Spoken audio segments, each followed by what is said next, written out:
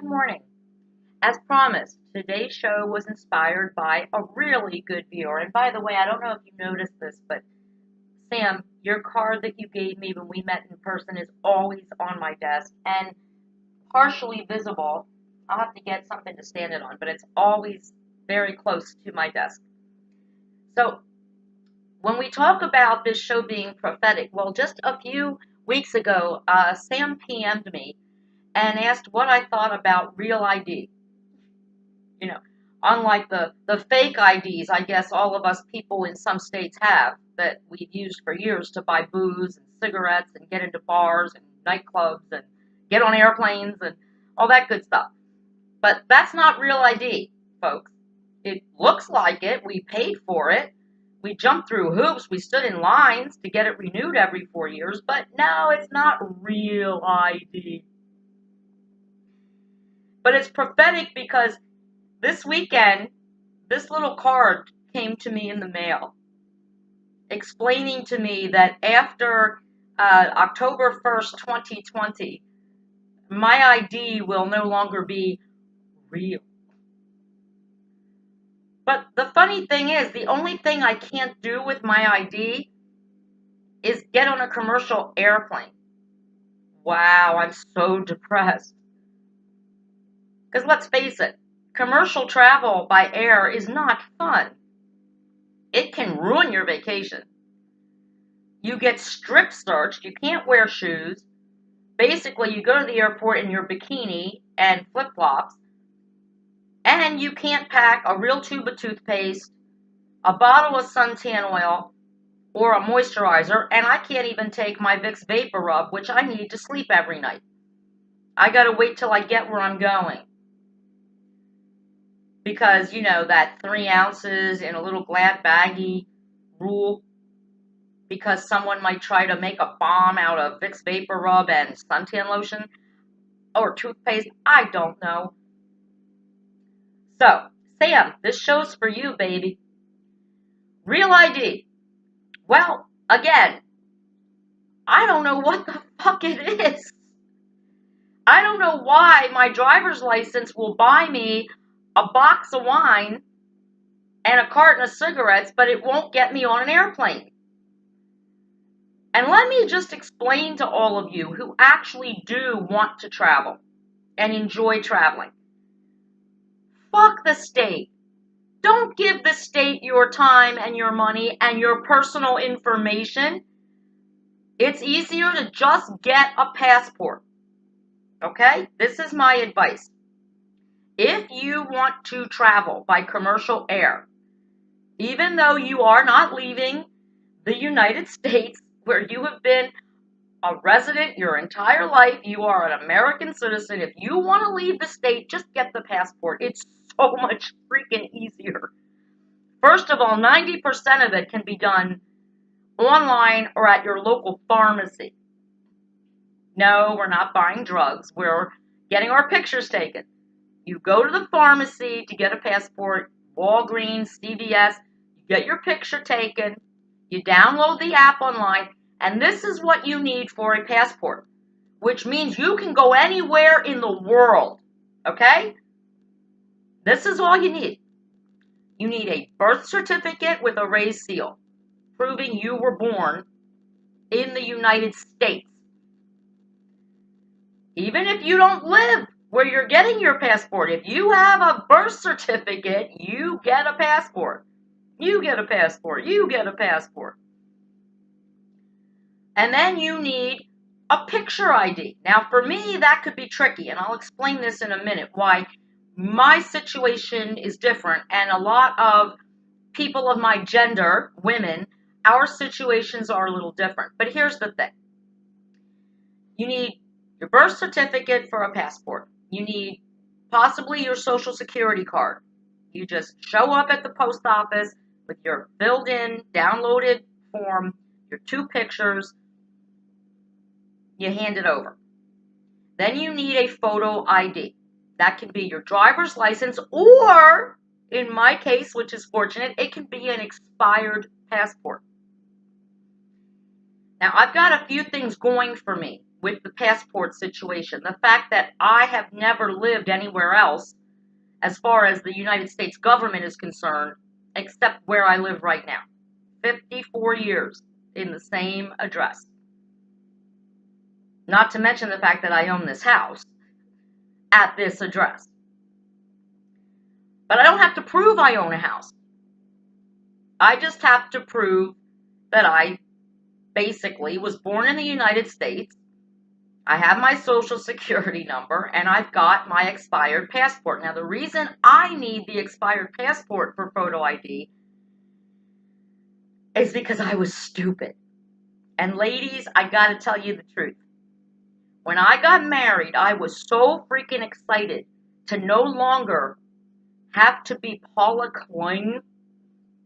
And Paula Luciano sounded so much better. And it was so simple. I didn't have to go to the courthouse. I didn't have to stand in line for 6 hours at the Social Security office. All I had to do on my driver's license the year I got married, which happened to be a year when my driver's license was up for renewal, they said, "Did you change your name?" Well, actually, yes, I did. I got married. I don't have to be Paula Kling anymore. I'm Paula Luciano. I'm proud to take my man's name. And all I had to do was put the new name on and send them a copy of my marriage license. Boom. I was now on my driver's license, Paula Luciano. Now, and I still don't understand why, when we let immigrants walk into this country with no ID, no pictures, don't speak English, we just invite them in. But now, me, an American-born citizen with my birth certificate and my marriage license, all of a sudden, my driver's license is going to fuck me up because I changed my name on my driver's license, but I didn't change it anywhere else. But again, with the passport, not a problem. With the real ID, that's going to be a problem. We're going to get into the real ID in a minute, because the real ID, they want your firstborn child on a platter. They need a lot of shit for this real ID, and I'm not sure, again, why. If someone could explain why, logically, in language I understand, I'd love to understand why. Why it's easier to get a passport to actually get the fuck out of this country than it is to get a real ID to travel around my country. I think that's really, interesting. So for the passport, I got what I need. Now, I will need $90, but it's also good for 10 years. And at 54, 10 years is probably my lifetime. I'm not planning to live long. So $90, 10 years, it's real ID, and all I need to show them is my birth certificate, my expired passport, and my social security card, and have 2 pictures taken at my CVS, which I can walk to. I think that's kind of cool, actually. Plus, it will allow me to go anywhere in the world I want, anytime I want. And for some Americans, that's important, because Trump could get a second term. You might want to get out of America for a while. Just kidding. So now let's talk about real ID, your driver's license. And I'll tell you, there are a lot of people who don't have the stuff that you need for real ID. And I'm going to give you some examples. Think about this. This is what you need for real ID. You need to, first of all, go into the DMV in person. Now, we all know how fun that is. Lines around the block. Proof of identity. Copy of birth certificate with a raised seal or a valid passport. Well, guess what? If you got a passport, you don't need the real ID, do you? Social security card, which cannot be laminated or sealed in plastic. It's a no-no. Now, here's the problem. 2 proofs of current physical PA address. You don't need this with a passport, and many people, especially women, don't have it. Here's what they want. Well, an unexpired driver's license. Well, again, that's going to give me a problem because my driver's license says I'm Paula Luciano. Everything else says I'm Paula Klink.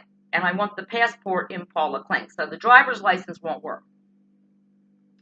Here's the thing. A no more than 90-day-old bank statement or utility bill with the name and the same name and address. Now, they want two proofs. So the driver's license only counts as one. So you will also need to provide in Pennsylvania a bank statement or a utility bill with your name and address on it. How many 18-year-olds living with their parents have a utility bill in their name? And as far as I'm concerned, we're old-fashioned in this house. All the utility bills are in my husband's name. I have no utility bills in my name. Not to mention, has the Pennsylvania Department of Travel, or whatever it's called, transportation, have they ever heard of online? Who gets bills in the mail anymore? Who gets bank statements in the mail anymore? We don't. Because you know what happens when you get a bank statement in your mailbox? Someone can steal that statement. It's got your bank account number, your balances, all anybody would need to steal your identity and your money. Nobody gets bank statements in the mail anymore. And we don't even get our utility bills in the mail anymore. It's all online. So where the hell am I going to get two utility bills in my name? I'm not. I don't have it. And I shouldn't need it to get real ID when I don't need it to get a passport. Which gives me much more freedom, by the way, if I would choose to travel, which I don't have any plans, but I can go anywhere in the world. Where if I jump through the Pennsylvania Department of Transportation's freaking hoops and I become their puppet, all I get to do is get on a plane and travel around the country. And again, really there's no place in America I really am dying to go to. Not for a vacation anyway. Oh, and then you need proof of a legal name change, such as a marriage certificate or court order. I guess my marriage license would count. But once again, I don't have any utility bills in my name, and I am not showing someone at the Department of Transportation who makes 15 to 20 bucks an hour my bank statement. I could probably get one if I needed to. But that's none of their business. And I don't know why they need it. I don't know why it matters so much to them. And you need that as well as a passport. I mean, even if you have your passport, you still have to show the bank statement or the utility bill. Because they want two proofs. Yeah, they want two proofs of current address along with the passport. They want your driver's license, and they want a no more than 90-day-old bank statement or utility bill with the same name and address. That sounds like an awful fucking lot just to be able to fly to Florida or North Carolina or even from California to New York. I mean, why? I don't get it. I don't get the point. And you know what? I don't like to drive. I really don't. I hate to drive, but I will tell you this. I'm going to start liking it. Because here's what happens when you do a road trip. Number one, you're comfortable. Number two, you're not going to get bumped. Unless you have a fight with your husband or whoever's driving and they say, get the fuck out the car. You will get in that car and you will leave on time. You can smoke. I will be able to smoke a cigarette in my own vehicle anytime I want. I'll be able to take my tablet and my laptop and my phone, and I'll be able to take a whole tube of toothpaste and a big jar of Vicks Vapor Rub and beautiful lotion for after sunbathing. I'll even be able to jump in the hatchback of our vehicle and grab a few sips of wine on the road trip. I will be comfortable. I'll listen to the music I want to listen to on the radio. I'll be able to play my tablet games with the sound on. Yeah, we might hit traffic, we might hit bad weather, but you know what? So do the airplanes. And the airplanes bump you. The airplanes say, oh, I'm so sorry. Somebody more important needed your seat. You can wait for the next flight. Well, bitch, I only have 3-day vacation. You just took up one of them. Thanks so much. It was so worth getting that real ID. Standing in line at the DMV for 2 hours, showing them my bank account. What? So you could do this to me? So you could pull me aside for extra searching? Do I look like a criminal? Don't answer that. Seriously. So, Sam, you know what? I have been against this real ID crap since I realized that my state didn't even do it. But I also think it's just a little over the top. And at the end of the day, it's just more nanny government. Because once again, if you have a passport, this doesn't affect you. What they're trying to do is they're trying to tell people, we need more information about you if you want to just simply fly around the United States. Jesus, in 2006, my husband and I left the country with nothing more than our birth certificates and driver's licenses.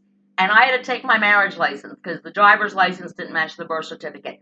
We were in and out of Jamaica, no questions asked.